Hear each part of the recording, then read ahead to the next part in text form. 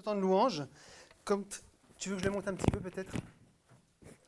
Il est trop loin? Oui?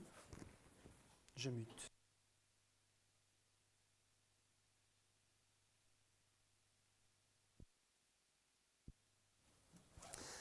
Comme très souvent, Dieu conduit les choses. C'est chouette, hein? Des constats qui... c'est terrible parce qu'il y a du monde là, il y a du monde là, mais donc je vous comprends. Merci, oui, pour cette louange qui, vous verrez, hein, il y a pas mal de paroles qui vont résonner avec ce qui va être dit.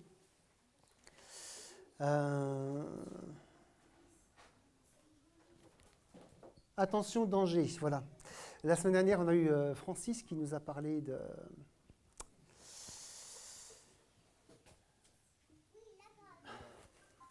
le titre de ton message, c'était combattre. Du combat, on va jouer en parler. Voilà. Combattre quoi? Combattre pourquoi? Parce qu'il y a des dangers. Rude épître que celle de Jude.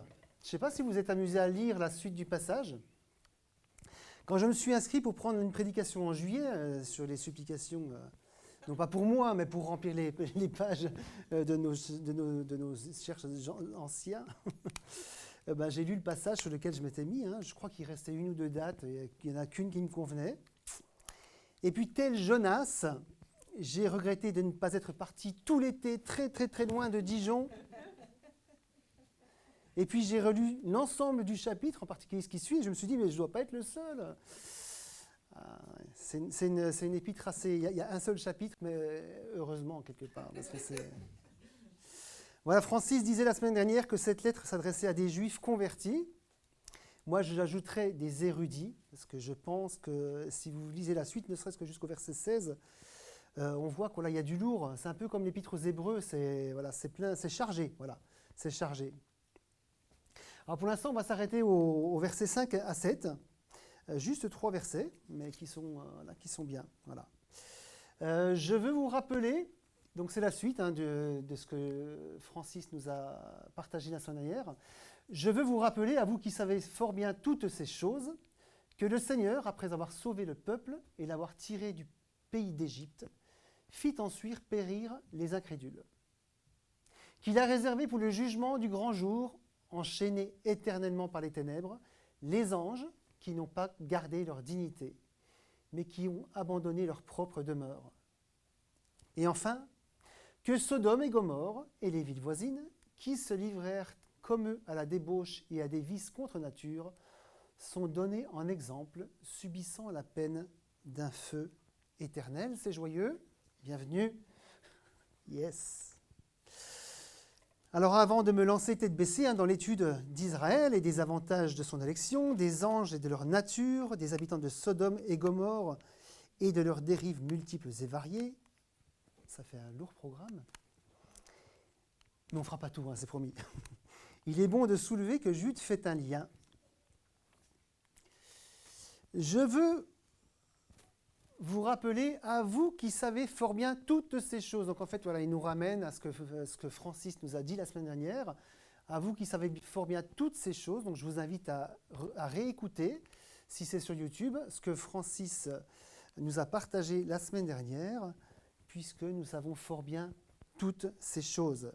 Donc ces choses, ce sont celles que Francis nous a commentées la semaine dernière, au verset 3 et 4, qui soulignaient la nécessité de conserver un esprit de combat face aux impies parmi vous, ce n'est pas des impies de l'extérieur, c'est des impies parmi vous, donc dans l'Église, des chrétiens, qui veulent tordre à leur guise, à leur avantage, la foi transmise une fois pour toutes. Je ne me trompe pas, Francis, c'est à peu près ça?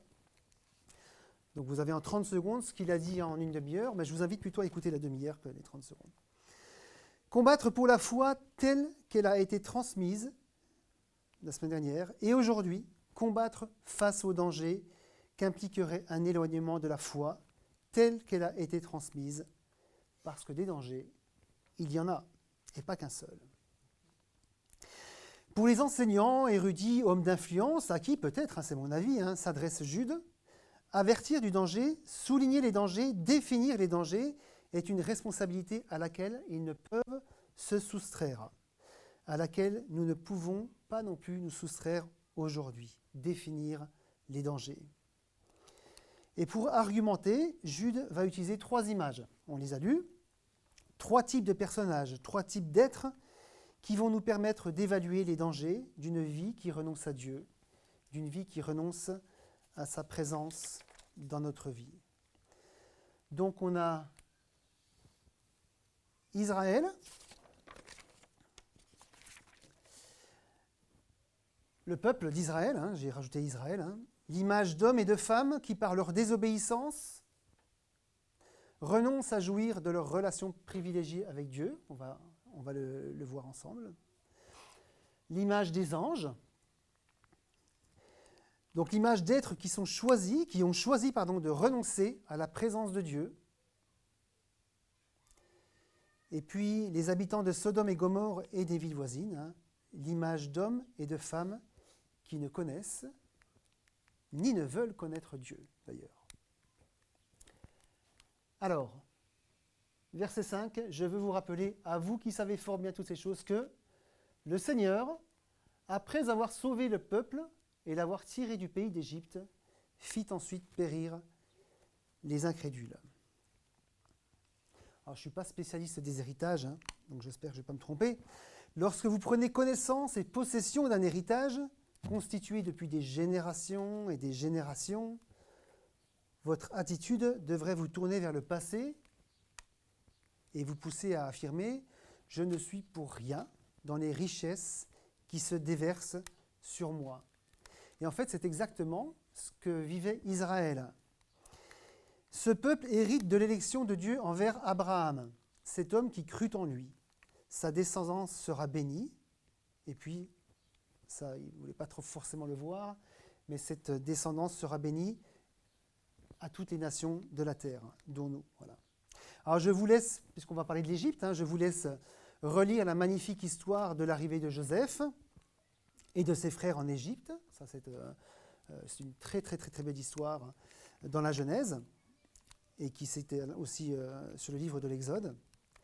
Cette famille va s'agrandir, prendre son essor économiquement, démographiquement, ils seront de plus en plus nombreux, dans un pays qui n'est pas le sien, et en fait d'une famille, alors c'est une famille nombreuse, on est d'accord, mais bon, d'une famille, année après année, décennie, siècle après siècle, je crois qu'il y a 400 ans à peu près, elle devient un peuple, un gros peuple, nombreux, qui vit et transmet à ses enfants une culture et une religion différentes de celle des Égyptiens. Je vais y arriver.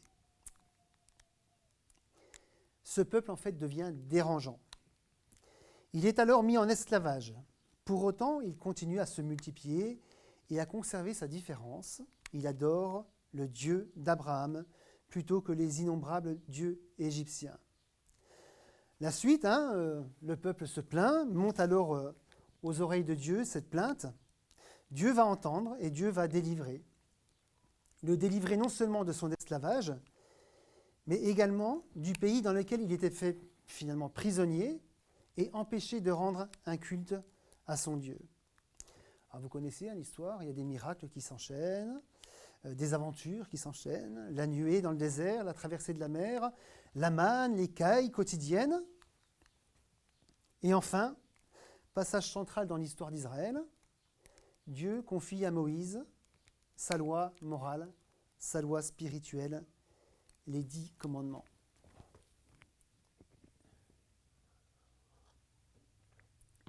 J'en mets partout.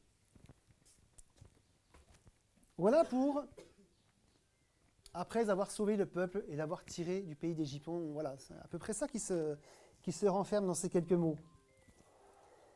Et c'est assez simple finalement d'isoler ce qui s'est passé dans ce verset. Mais en ce qui concerne les incrédules, là c'est quand même un peu plus compliqué de circoncire les choses.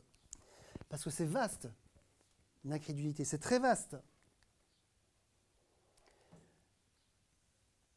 Je vous laisse faire le lien. Incrédulité, ça vient de mépistéo, je crois que ça se dit, en grec. Alors, mais ne pas. Et puis pistéo, penser être vrai. Donc vous faites l'association que vous voulez. ne pas penser être vrai, ne pas être persuadé de, ne pas donner du crédit, etc. Vous mettez les mots dans le sens que vous voulez. Voilà. Il y avait de l'incrédulité. Le peuple ne portait pas crédit à ce qui lui était promis. Voilà. Incrédulité devant la bienveillance, devant l'écoute de Dieu. Incrédulité devant le rôle de Moïse. Incrédulité devant cette perspective d'être délivré de l'esclavage. Quand ça fait très longtemps qu'on subit quelque chose, je pense qu'on a beaucoup de mal à croire qu'on va s'en sortir. Incrédulité devant la feuille de route qui placera le peuple entre l'armée du Pharaon et le désert. Je ne sais pas, mettons-nous à leur place. Ça peut être compliqué de se dire tout va bien se passer. Incrédulité devant une mer qui bloque le passage. Et ensuite, incrédulité face à la soif, à la faim, aux tours et détours pendant 40 ans dans le désert. Et puis, même si la liste n'est pas terminée, je finis avec ça, incrédulité devant une loi impossible à accomplir parfaitement. Et encore, nous n'en sommes ici qu'aux prémices d'Israël. Viendront ensuite les juges, les rois, les guerres, les déportations, les humiliations, les pogroms, les génocides. Ça dure pendant 4000 ans tout ça, hein, ou 2000 ans, je ne sais pas comment on compte, mais bon. Tout cela comme autant d'occasions de douter de Dieu, d'être incrédule. Beaucoup sont morts, effectivement, d'avoir désobéi à Dieu. Et si vous lisez toutes les histoires d'Israël dans Samuel, 2 Samuel, 2 Rois, etc., tous ces livres-là, vous verrez qu'il y a beaucoup de causes et de conséquences. Voilà, le peuple obéit, il gagne, le peuple désobéit, il perd. Voilà, c'est assez simple comme scénario, mais c'est un peu ça. Voilà. Donc beaucoup sont morts d'avoir désobéi à Dieu, d'avoir douté de ses engagements envers lui. Et l'histoire de la relation d'Israël avec Dieu, si nous sommes honnêtes, est difficile à lire tant nous pouvons nous identifier à eux. Alors on n'est pas morts, hein, mais l'incrédulité n'est pas une spécificité d'Israël. Mais au fond, quand on y regarde bien, l'incrédulité est spirituelle. La parole de Dieu, la volonté de Dieu exprimée dans ses 10 commandements, devait être source de vie pour qui les accomplissait tous à la lettre. Fais ceci et tu vivras. Mais en fait, la parole est une loi. Et la loi, quand on la transgresse, on meurt. C'est bizarre, hein? Les mêmes mots, selon qu'on considère que c'est la parole de Dieu qui fait vivre, et si on considère comme une loi, ça fait mourir. C'est un étonnant paradoxe. Parce que le salaire du péché, c'est-à-dire la non-application de la loi entière, c'est la mort spirituelle, l'éloignement de Dieu. Et j'avais fait une prédication sur Genèse. Dieu dit à Adam et Ève, le jour où tu mangeras, où tu désobéiras, tu mourras certainement. Qu'est-ce qui se passe le jour où ils mangent? Pardon? Ils sont éloignés de Dieu. Ils ne sont pas morts. Donc voilà, la mort, telle que souvent la Bible l'utilise, c'est pas faux. Voilà, c'est aussi la mort physique, hein, mais en tout cas, principalement, c'est la séparation d'avec Dieu. C'est ce qui s'est passé quand Adam et Ève ont désobéi. Ils ne sont pas morts, hop, enterrés. Ils ont été séparés de Dieu. Et c'est ce qui se passe quand on désobéit à Dieu. On meurt spirituellement. Repensons à ces chefs religieux avec qui Jésus s'est si souvent entretenu. Ils avaient entre leurs mains les clés d'une relation saine avec Dieu. Mais leur esprit, dépourvu de sa présence, ne pouvait conduire à Dieu ceux qu'ils étaient censés guider. Nous avons aujourd'hui à notre disposition la connaissance de la volonté de Dieu. Révélée, la volonté de Dieu, révélée en totalité, une fois pour toutes, et je reprends l'idée que partageait Francis la semaine dernière, par l'œuvre de Jésus-Christ. La volonté, on sait ce que Dieu veut de nous par Jésus-Christ. Transmise en totalité et une fois pour toutes au travers de sa Bible, de sa parole.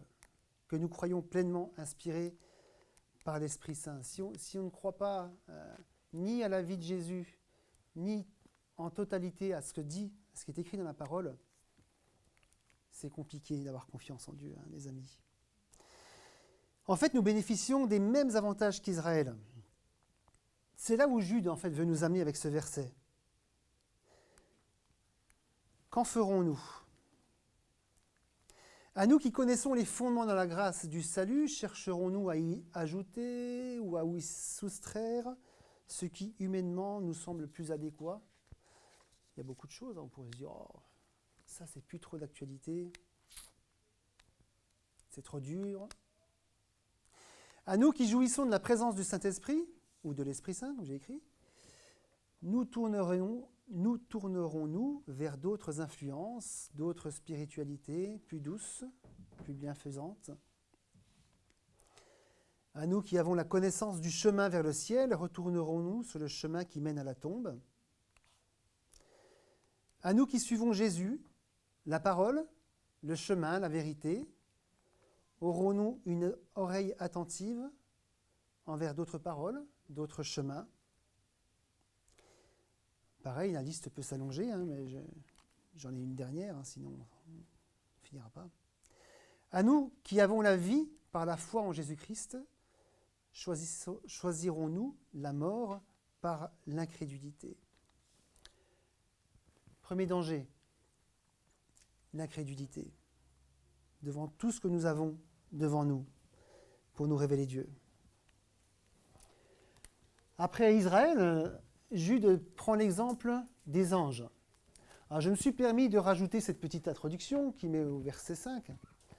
Je veux vous rappeler, à vous qui savez fort bien toutes ces choses, que le Seigneur a réservé pour le jugement du grand jour, enchaînés éternellement par les ténèbres, les anges qui n'ont pas gardé leur dignité, mais qui ont abandonné leur propre demeure.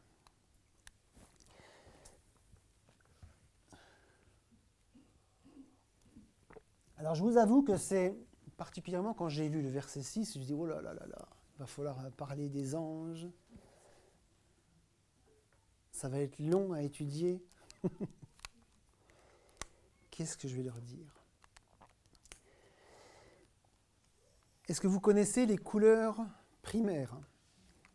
Même si ce n'est pas tout à fait les bonnes teintes, mais bon. Bleu, rouge, jaune. Hein.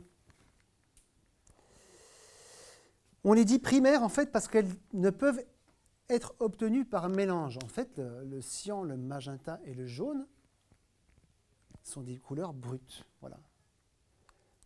Elles ne peuvent pas être obtenues par des mélanges. C'est pour ça qu'on dit qu'elles sont primaires. Par contre, en les mélangeant, hop, vous obtenez les couleurs secondaires, les couleurs tertiaires, etc.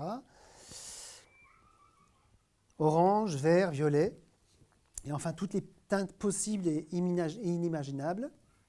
En gros, si votre t-shirt ou votre chemise n'est ni rouge, ni jaune, ni bleu, il ou elle est en fait le fruit de mélanges plus ou moins nombreux, voilà, selon les goûts de la personne qui aura teinté votre vêtement. Ça, vous connaissez ? Voilà. Ça, c'est des variations de nos fameuses couleurs primaires. Et en fait, c'est un peu ce que nous sommes, nous les humains. Quand nous nous considérons depuis la création du monde. Nous sommes un mélange d'ADN, aujourd'hui très certainement différent de celui de nos premiers parents. Et à l'égard de Dieu, nous avons hérité d'un choix que nous n'avons pas fait. Nous ne sommes pas des couleurs primaires, nous sommes des couleurs secondaires, tertiaires. Et c'est certainement pourquoi, d'ailleurs, la grâce nous est offerte. J'espère que vous rentrez dans ma logique. Les anges, eux, sont des couleurs primaires. Ils ont été créés une fois pour toutes, en un nombre défini. Et leur nature, individuellement et collective, les destinait à demeurer dans la maison de Dieu, auprès de lui. En fait, les anges, ils n'ont pas hérité. Ils n'ont pas obtenu. Ils étaient tels quels, paf, des couleurs primaires. Ce n'est pas des mélanges. Ce n'est pas comme Israël qui a bénéficié de la grâce d'Abraham, ou nous qui avons bénéficié de la malédiction avec Adam et Ève. Les anges étaient tels quels. Ce qui implique que ce qu'ils sont depuis la création, ou plutôt, pardon, ils sont ce qu'ils sont depuis la création, ils ont ce qu'ils ont depuis la création. Mais certains ont fait un choix radical, qu'ils ne doivent qu'à leur propre volonté. Et je vous rappelle que ce que nous sommes aujourd'hui, nous l'avons hérité de la désobéissance de nos parents, même si nous sommes dans le péché et qu'on le fait volontairement, mais n'empêche que notre condition à nous, nous l'avons hérité. Les anges qui ont désobéi, ils ont eux-mêmes désobéi. Et c'est un choix qui a des conséquences tout aussi radicales. Reprenons ce que Jude nous dit à leur sujet. Ils n'ont pas gardé leur dignité. À votre avis, ça veut dire quoi ce mot dignité? De quoi? J'ai mis le terme grec à côté, si vous connaissez le grec. En fait, ça n'a rien à voir avec ce qu'on appelle nous dignité. Hein. Rien à voir. Je ne sais pas pourquoi on a traduit par dignité. En fait, arché ou arché, je ne sais pas comment on dit, ça veut dire le commencement. Quand Jésus parle du commencement, et vous savez qu'au commencement, c'est ce mot-là. En fait, ils ont perdu ce qu'ils étaient au commencement, les anges. Ils ont choisi de ne plus être ce qu'ils étaient. Ils ont abandonné leur propre demeure, volontairement, individuellement. Alors, pas tous, hein, certains.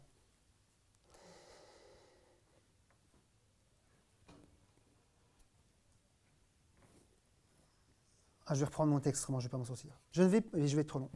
Je ne vais pas m'étendre sur le pourquoi de cette décision de ne pas conserver leur dignité, en tout cas leur commencement, et d'abandonner leur propre demeure. Mais en tout cas, j'attire votre attention sur le fait que Dieu ne les chasse pas. Ils ont abandonné. On aurait pu dire, ils ont renoncé à leur dignité, Dieu les met dehors. En tout cas, ce n'est pas ce que nous dit Jude. Volontairement, ils abandonnent leurs conditions premières et quittent leur demeure. En conséquence de quoi? Ils sont enchaînés par les ténèbres. À nouveau, ce n'est pas écrit que Dieu les a enchaînés. C'est une conséquence. C'est comme quand vous tombez, vous faites mal. Leur choix de quitter la lumière implique qu'ils ne sont plus dans la lumière. C'est QFD. Hein. C'est ici peut-être une figure de style, mais on ne voit pas de condamnation. Dieu assiste en quelque sorte aux conséquences de leur choix. Ils ont choisi de quitter la lumière, naturellement. Ils sont dans les ténèbres.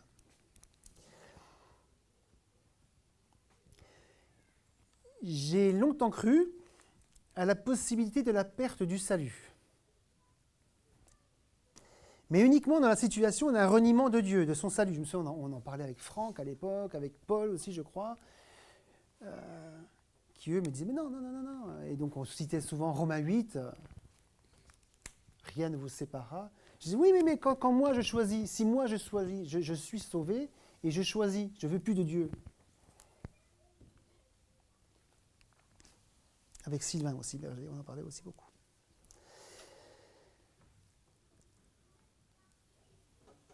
Et un jour, je me suis laissé convaincre que non, que rien, pas même ma propre volonté, ne pourrait venir déchirer l'acte d'adoption que Dieu a signé envers moi.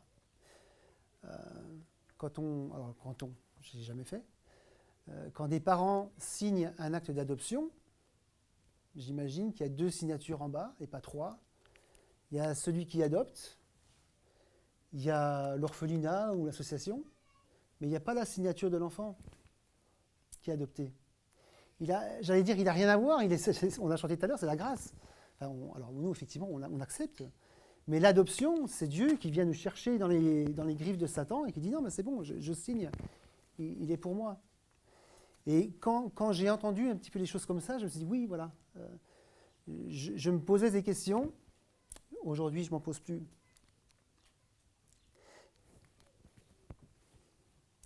Ce verset serait-il une invitation à nourrir la doctrine de la perte du salut? On pourrait le croire dans la mesure où Jude se sert de cet exemple pour nous avertir des dangers de l'incrédulité, du reniement ou du rejet de Jésus-Christ. C'est la fin du verset 4. Je ne vais pas chercher à vous convaincre aujourd'hui. Moi, j'ai fait mon chemin, j'ai mis du temps à faire ce chemin-là. Mais Dieu a permis un jour qu'une simple prédication m'amène à prendre une position ferme et opposée à cet égard. Et je repensais à cet avertissement de Paul qui dit que ce qui n'est pas le fruit d'une conviction est un péché. Et je vous dis, depuis que j'ai pris cette décision, mon cœur est beaucoup plus léger. Quoi qu'il en soit, quelle que soit votre opinion, ou la mienne, il y a danger à nous éloigner de Dieu une fois convertis. Et sachez-le, ça n'est pas impossible. Vous avez peut-être dans votre entourage des gens que vous savez être convertis et puis qui, au bout d'un moment, ont pris la tangente. Les ténèbres, soyons-en certains, nous environneront chaque jour un peu plus. On a chanté les ténèbres tout à l'heure. Les témoins sont nombreux, affirmant qu'après s'être tellement éloignés de Dieu, qu'il leur semble que plus rien ne pourra les ramener à lui. Et le diable, il se délecte de telles pensées. Parce que si le diable ne peut rien contre notre salut, ce qui a été signé en bas de la page, il peut nous amener à vivre comme lui, c'est-à-dire à nous dire renonce à ta dignité, ou est-ce qu'elle a même jamais existé? Est-ce que ta nouvelle naissance, ou ton nouveau commencement, a même jamais existé? Alors moi j'ai la certitude, j'ai barré, mais c'est moi. Si vous pensez autrement, je ne vous en veux pas, j'ai pensé comme ça pendant très très longtemps. En tout cas, j'ai aujourd'hui la certitude qu'il ment, que le diable nous ment. Toutefois, lorsque toute certitude concernant notre nouvelle naissance s'efface, et ça arrive, que nous soyons sauvés, puis que des drames arrivent, ou la vie, et que toutes ces certitudes s'effacent, en tout cas s'atténuent, les enfants de lumière que nous sommes en Christ se retrouvent étouffés par les ténèbres. Et une lumière qui est dans une boîte, elle n'éclaire plus. J'ai la certitude qu'il reste une lumière dans la boîte. Mais le diable, hop, il la met dedans, ou on se laisse mettre dedans. Et on n'est plus dans notre rôle. Enfin, Sodome et Gomorrhe et les villes voisines. Je veux vous rappeler à vous qui savez fort bien toutes ces choses, que Sodome et Gomorrhe et les villes voisines, qui se livrèrent comme eux à la débauche et à des vices contre nature, sont donnés en exemple, subissant la peine d'un feu éternel. Alors ça va crescendo quand même,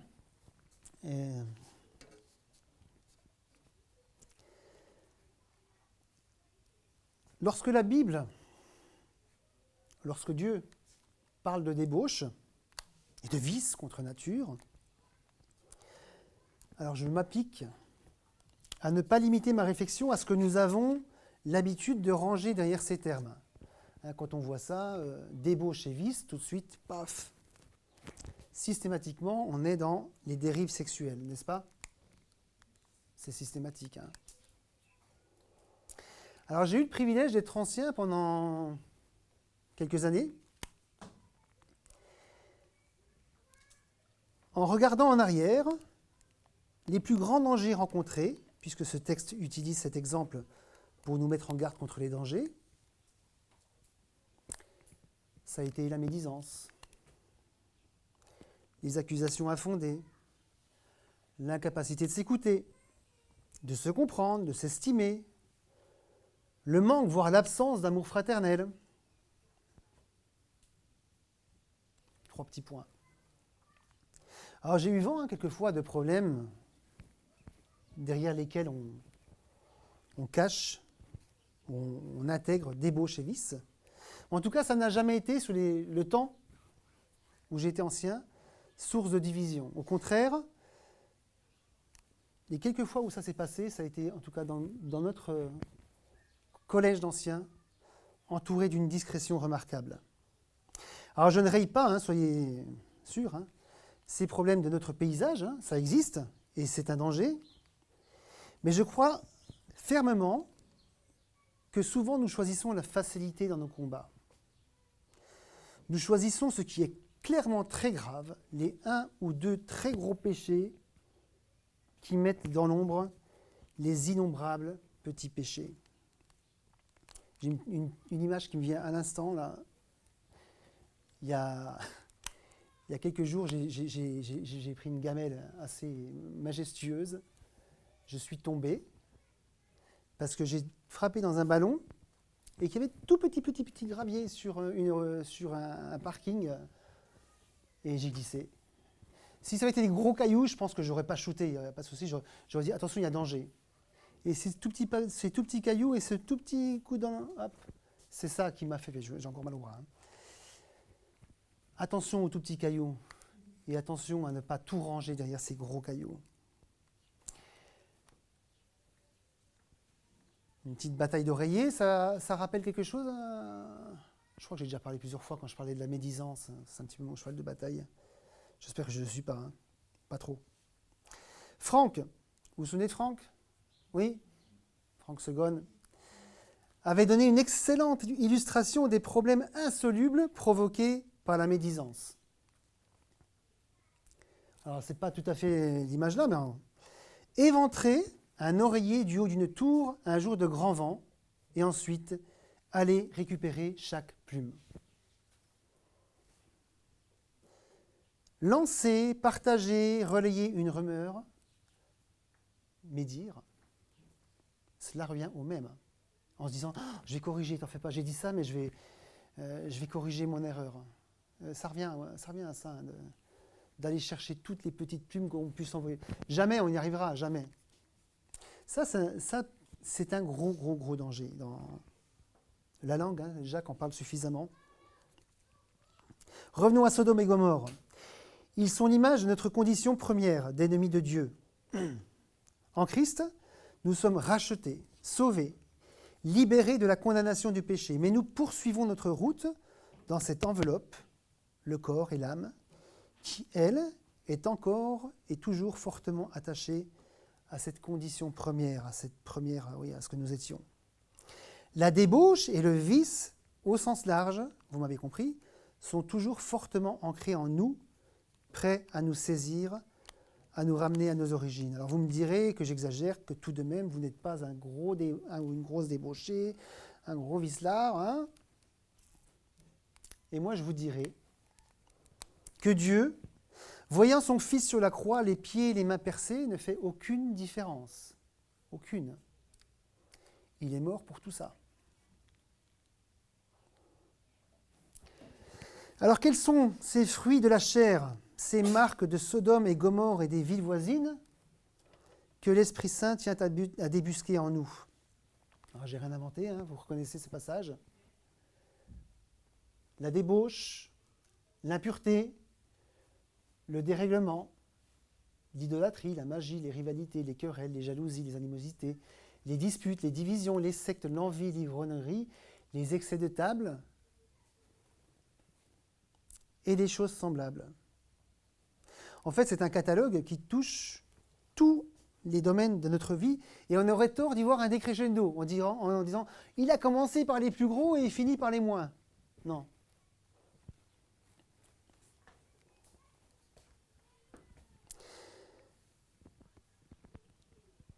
Et puis cette mention et les choses semblables, c'est comme si nous on mettait aujourd'hui etc., etc., etc. Hein. Donc la liste n'est pas close. Donc à charge pour nous de nous laisser travailler par l'Esprit Saint pour qu'il nous révèle quelle débauche, quel vice, au sein de notre assemblée ou même individuellement. Quel vice il souhaite nous voir abandonnés à ses pieds, de quel danger il nous met en garde. Et je ne pouvais pas faire autrement. Alors j'ai mis nos fruits, hein, de Sodome et Gomorrhe, c'est les nôtres, c'est ceux qui nous sont naturels. Hein. Et là, ce sont les fruits, parce qu'on veut les faire nôtres, hein, mais c'est compliqué, hein, parce qu'ils ne nous appartiennent pas au départ. Hein. Les fruits de notre nouvelle demeure, hein, parce que c'est l'Esprit qui nous les accorde. Hein. L'amour, la joie, la paix, la patience, la bonté, la bienveillance, la foi ou la fidélité, ça dépend des versions, la douceur, la maîtrise de soi. Et je me suis permis, alors que Paul ne m'en veuille pas, ou vous-même, hein, j'ai rajouté « et les choses semblables », parce que je pense qu'effectivement, il peut y manquer la reconnaissance, l'humilité, la compassion, l'écoute, la générosité, le pardon, la repentance, l'adoration. Tant et tant et tant et tant d'autres dispositions tellement peu naturelles, tellement éloignées de la débauche et du vice. Donc on a fait le tour de ce peuple, des anges, de Sodome et Gomorrhe et des villes voisines. Ces trois exemples qui nous sont donnés et qui nous avertissent des dangers. Mais en fait, il y a une suite logique à ces trois exemples, une sorte de descente progressive.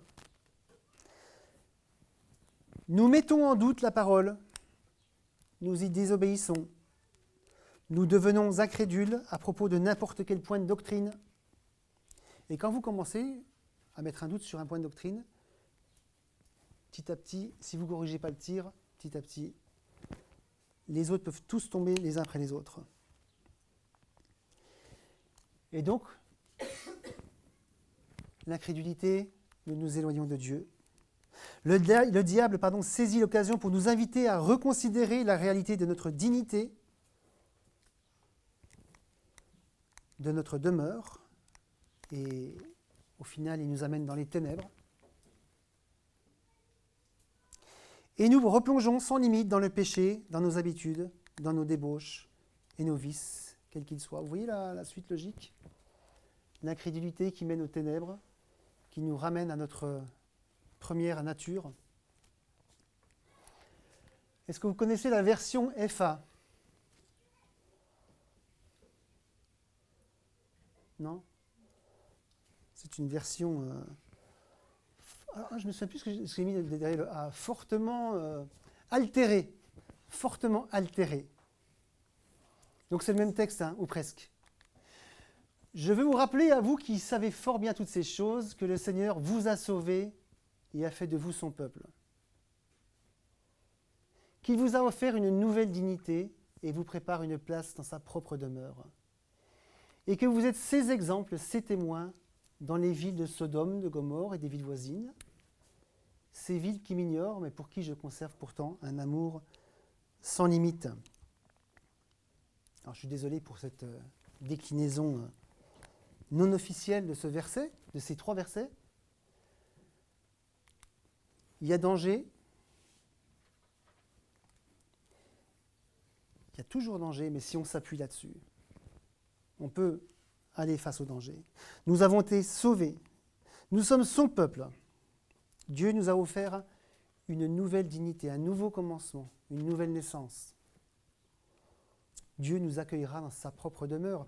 Il nous prépare une place. On avait fait une prédication à l'époque quand on était dans Matthieu, je ne sais plus quel chapitre. Jésus nous prépare une place dans sa demeure. Et enfin, nous sommes des exemples, des témoins, des lumières dans ce monde, dans ces villes voisines de Sodome et Gomorrhe. Voilà ce que je voulais vous partager. Il y a danger, j'allais dire il y a de l'espoir, c'est plus que de l'espoir, il y a des certitudes. Et si on n'a pas ces certitudes-là, il y a de grandes chances pour que cette descente, nous la subissions. Ou, comme les anges, nous la décidions. On va prier ? Père, merci pour ta parole qui est toujours vivante. Parfois les versets, les passages sont compliqués. On se dit, mais qu'est-ce qu'on va bien pouvoir en dire ? Et je te remercie finalement, Seigneur, de cette simplicité là derrière. De voir à quel point ton plan se révèle. Tu veux, Seigneur, que nous restions fermes dans cette parole qui a été transmise une fois pour toutes. Fermes dans cette certitude que nous sommes sauvés, que nous sommes ton peuple. Ferme dans cette assurance que tu Tu as fait de nous des êtres nouveaux.